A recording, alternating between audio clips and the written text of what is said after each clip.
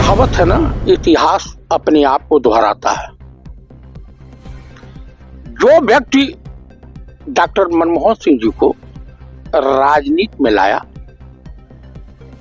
उस व्यक्ति की अर्थी भी जो कांग्रेस कार्यालय में दर्शन के लिए नहीं रखी जा सकी। वो भी हिंदुस्तान के पीएम थे।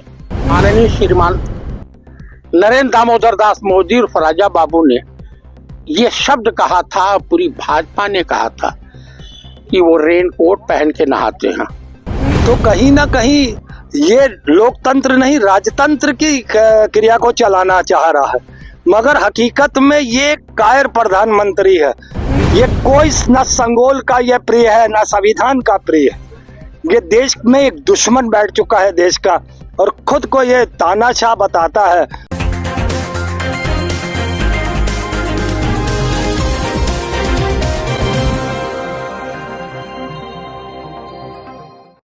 नमस्कार, मैं कीर्ति और आप देख रहे हैं जीके न्यूज। आज पूर्व प्रधानमंत्री स्वर्गीय मनमोहन सिंह जी पंचतत्व में विलीन हो चुके हैं। उनको निगमबोध घाट पर अंतिम श्रद्धांजलि दी गई, लेकिन कांग्रेस की तरफ से लगातार ये मांग की जा रही थी कि उनका अंतिम संस्कार राजघाट पर किया जाए। जो सम्मान उन्हें मिलना चाहिए वो सम्मान उन्हें दिया जाए और राजघाट पर ही उनका स्मृति स्थल, उनकी स्मारक बनाई जाए। हालांकि बीजेपी जो है वो लगातार ये बात कह रही है कि जो सम्मान मनमोहन सिंह जी को मिलना चाहिए वो दिया जाएगा। केंद्र सरकार उसके लिए पूरी तरह से काम करेगी।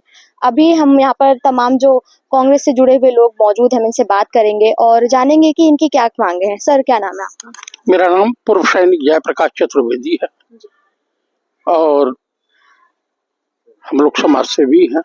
सर, लगातार कांग्रेस की तरफ से मांग की जा रही थी कि जो पूर्व प्रधानमंत्री स्वर्गीय मनमोहन सिंह जी हैं उनका राजघाट पर अंतिम संस्कार किया जाए और स्मृति स्थल भी वहीं बनाया जाए, लेकिन निगमबोध घाट पर सारी जो क्रिया है वो की गई है। तो क्या लगता है कि बीजेपी जिस तरह के दावे कर रही है कि उन्हें वो सम्मान दिया जाएगा जो उन्हें मिलना चाहिए, वो पॉसिबल है, वो मिल पाएगा उन्हें? देखिए मैडम, ब्रिटानिया गवर्नमेंट को याद कीजिए। हिंदुस्तान का बादशाह बहादुर शाह जफर को रंगून की जेल में रखा गया। उनका दाह संस्कार जो भी है, मिट्टी में उनकी अर्थी को मिलाने के लिए हिंदुस्तान में जगह चाहिए थी। तो बहादुर शाह जफर ने कहा, कितना बदनसीब है जफर, सारे जहान में 2 गज जमीन मिल ना सकी प्यारे हिंदुस्तान में। सेम वही वाली कहावत, एक विराट पुरुष, एक इतने बड़े प्रतिभा के धनी, जिनको पूरा विश्व सलाम कर रहा, जिनकी तारीफ पूरे विश्व में हो रही है। 1962 में पंडित नेहरू जी जब ये अध्यापन में थे तो इनको कहा कि आप आ जाइए, हम आपको अहम पद से कहा नहीं। उसके बाद जब वित्त मंत्री बने 1991 में पंडित नरसिम्हा राव की सरकार में, तो इन्होंने कहा कि मैं अपने शर्तों पे वित्त मंत्री रहूंगा, आपकी शर्तों पे नहीं। और ये दिखा दिया कि एक गरीब घर का बच्चा अपने संघर्ष, अपनी ईमानदारी, अपने शिक्षा और अपने पूर्वजों द्वारा दिए हुए संस्कारों की बदौलत 0 से 100 तक का सफर तय कर सकता है। डॉक्टर मनमोहन सिंह जी एक विलक्षण प्रतिभा के, ईश्वर की विशेष कृपा से ऐसे लोग पृथ्वी पर पैदा होते हैं। कुल मिलाकर के ये कहावत है ना, इतिहास अपने आप को दोहराता है। जो व्यक्ति डॉक्टर मनमोहन सिंह जी को राजनीति में लाया, उस व्यक्ति की अर्थी भी जो कांग्रेस कार्यालय में दर्शन के लिए नहीं रखी जा सकी। वो भी हिंदुस्तान के पीएम थे। तो कुल मिला के मैं यही कहूंगा कि डॉक्टर मनमोहन सिंह जी के प्रति जो श्रद्धा और सम्मान इस देश की जनता के हृदय में, सरदार जी वाकई पूरी दुनिया के लिए सरदार व्यक्ति थे। इस देश के प्रधानमंत्री के लिए माननीय श्रीमान नरेंद्र दामोदर दास मोदी और राजा बाबू ने ये शब्द कहा था, पूरी भाजपा ने कहा था कि वो रेनकोट पहन के नहाते हैं। तो कुल मिलाकर के सेम ब्रिटानिया गवर्नमेंट के पद चिन्हों पे चलते हुए हमारे देश के माननीय प्रधानमंत्री श्रीमान नरेंद्र दामोदर दास मोदी उर्फ राजा बाबू ने वही पद्धति अपनाया है जो बहादुर शाह जफर जी के लिए ब्रिटानिया गवर्नमेंट के शासकों ने अपनाई थी। ये ठीक नहीं है। कोई भी अमर होके नहीं आता है, ये भी पीएम है, कल इनके साथ भी भेदभाव किया जा सकता है। सरकारें आती हैं और जाती हैं। एक हमारे राजनीतिक गुरु देश के पूर्व प्रधानमंत्री ने एक शब्द कहा था, 2 लाइन का है कि नफरत फैला करके सरकारें तो बनाई जा सकती हैं, लेकिन किसी देश, किसी समाज, किसी प्रदेश का निर्माण नहीं किया जा सकता है। उनकी 3 बेटियां हैं, कभी उन बेटियों ने अपने बाप पिता के पद का दुरुपयोग नहीं किया। जो उन्होंने देश को दिया, जो अर्थव्यवस्था को जिस रूप में मजबूत किया, वाकई में अर्थव्यवस्था, हिंदुस्तान की अर्थव्यवस्था का अगर जनक किसी को कहा जा सकता है तो पंडित नरसिम्हा राव और उनके सहयोगी डॉक्टर मनमोहन सिंह जी को। पार्लियामेंट में एक शायरी उन्होंने कहा था सुषमा स्वराज जी की शायरी पे कि माना तेरे दीद के काबिल नहीं हूं मैं, मेरा इंतजार तो देख, मेरी हद तो देख। देश को बचाया उस समय पर जब वो दोबारा से गुलाम हो सकता था। आज उनको जमीन नहीं मिल रही है कि उनका स्मृति स्थल बनाया जा सके। मैंने तो आपको पहले ही कह दिया था कि जो ब्रिटानिया गवर्नमेंट के लोगों ने, उनके शासनाध्यक्षों ने, उस जमाने के शासकों ने बहादुर शाह, मुगलिया सल्तनत के आखिरी बादशाह बहादुर शाह जफर के लिए किया था कि हिंदुस्तान में 2 गज जमीन नहीं दिलवा सके। सेम अंग्रेजों के पिछलग्गू, अंग्रेजों की चाटुकारिता करने वाले, समाज में नफरत का बीजारोपण करने वाले लोगों से आप वफा की उम्मीद और देशवासियों को भी नहीं करनी चाहिए। सर, आपके साथी यहाँ पर मौजूद है, कह रहे हैं कि जो एक समय में बहादुर शाह के साथ हुआ था वही आज मनमोहन सिंह जी के साथ हो रहा है। उन्होंने इस देश को उस समय उबारा जब इस देश के पास 15 दिन का राशन बचा था, उनकी अर्थव्यवस्था को तीसरे नंबर पर लेकर आए और आज वहीं पर उन्हें जमीन नहीं मिल रही कि उनका स्मृति स्थल बनाया जा सके। कांग्रेस लगातार मांग कर रही थी कि राजघाट पे उनका अंतिम संस्कार किया जाए।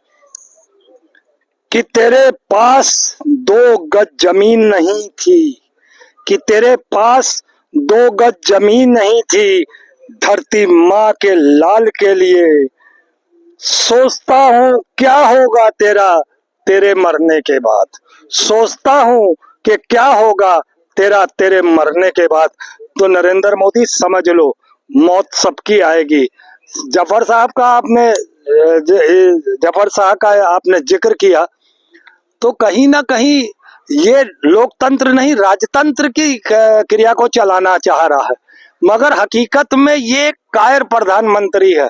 इसने नई संसद में संगोल रखा 2023 28 मई को और 24 में उसका सालाना मनाना था। उस वक्त ये देश में चुनाव के मुद्दे को लेकर भ्रमण कर रहा था। ये कोई न संगोल का ये प्रिय है, न संविधान का प्रिय है। ये देश में एक दुश्मन बैठ चुका है देश का, और खुद को ये तानाशाह बताता है।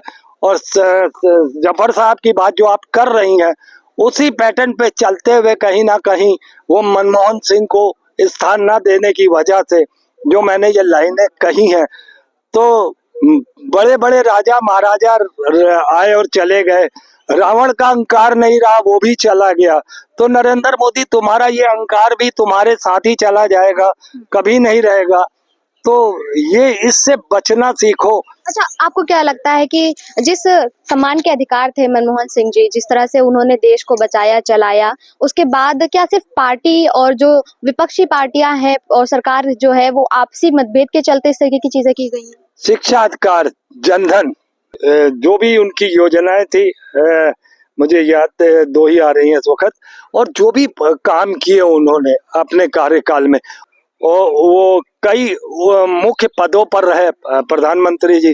जैसा कि अभी भाई साहब ने कहा कि उनकी 3 बेटियां हैं, मगर उन्होंने कभी भी अपने पिता की हैसियत का लाभ नहीं उठाया, उनके पद की बेजा इस्तेमाल नहीं किया, कोई अपने स्वार्थ के लिए या धन कमा लेना। तो कहने का मतलब यह है कि बहुत ही साधारण सी जिंदगी जीने वाले थे। तो मैं एक बात और कहना चाहूंगा कि काम बोलता था, जुबान खामोश रहती थी। काम बोलता था, जुबान खामोश रहती थी। वो तस्वीरें खिंचाने में नहीं रहते थे, वो देश की तस्वीर बदलने में रहते थे। वो देश की तस्वीर बदलने में रहते तो उनकी सोच इसी तरीके थी। तो उस तरीके के वो लोग थे। और कल मैं देख रहा था, जब परसों उनकी डेथ हुई तो कल आसमां से बारिश हुई। तो मैंने कहा पूरा जहां ही नहीं, ऊपर वाला देवी देवता भी हमारे उससे दुखी थे। तो मुझे एक पुरानी फिल्म का गाना याद आ रहा है, रो रहा ये जहां, रो रहा आसमां, रो रहा ये जहां, रो रहा आसमां, छोड़ के हमको चले गए वित्त मंत्री, ओ वित्त मंत्री मनमोहन सिंह जी। रो रहा ये जहां, रो रहा आसमां। आप यहाँ ये देखिए कि इतने निर्मल, इतने सज्जन पुरुष व्यक्ति के लिए आपके पास जगह नहीं है। उसके लिए तो देश ही नहीं, पूरा जहां ही नहीं, ऊपर वाला बैठा हुआ जो दुनिया बनाने वाला है, उसने भी बारिश के माध्यम से ये बता दिया कि वो भी अपने ही बनाए हुए मनमोहन सिंह की मौत पर दुखी है। तो ऐसे थे मनमोहन सिंह जी।